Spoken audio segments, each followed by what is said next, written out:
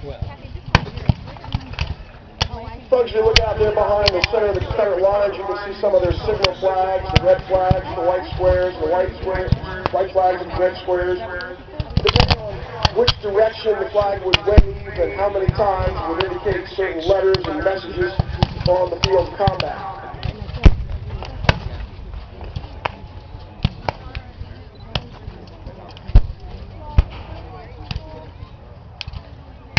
One somewhat legitimate way of getting off the field of combat was to help a wounded comrade to the rear.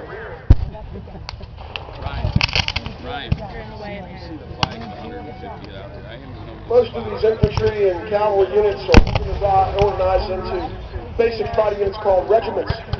Each regiment represents an individual state. Beginning of the war, it consisted of about 1,000 men. But here at Gettysburg, after 2 years of fighting, it's down to about 350 to 500 men. The arrival of the Union infantry west of town, the morning of July 1st, will stop the Confederates, but in the early part of the fighting, as General Reynolds marched forward to the head of his troops to lead them into combat, and inspire them with his courage and his presence. But he went to the head of his troops, and he turned to look behind him to urge them forward. And when he looked to the rear, a Confederate bullet got him behind the right ear. His aide, Charles Vale, said Reynolds was dead before he hit the ground when he fell out of the saddle.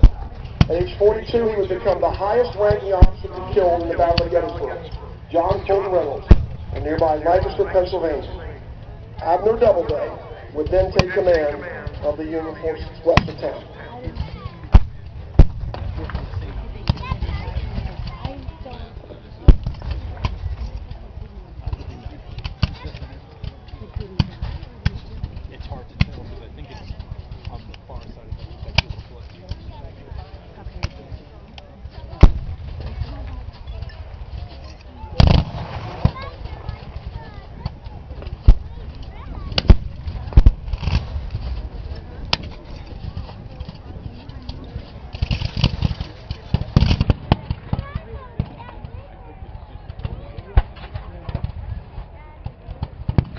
On this day at Gettysburg, only 2 of the 7 corps of approximately 10,000 men each made up the Union Army of the Potomac would fight at Gettysburg.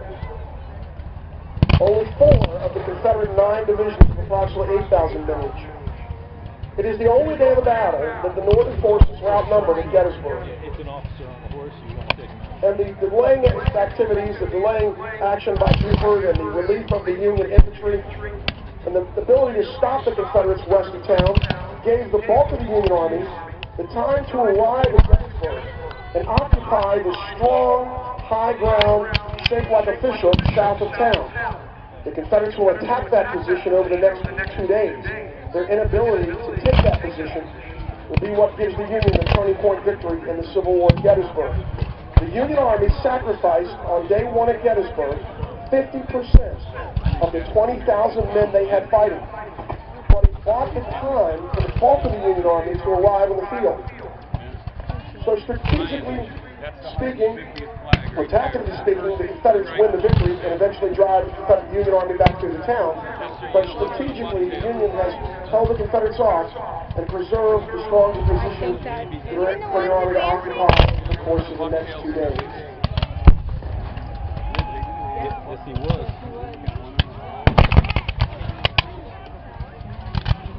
As we watch this here on the 4th of July, folks, just consider that on the 1st, 2nd, 3rd, and 4th of July, 1863, here at Gettysburg, you have Americans fighting Americans on American soil. And all they're doing in the process is determining the future course of this great nation.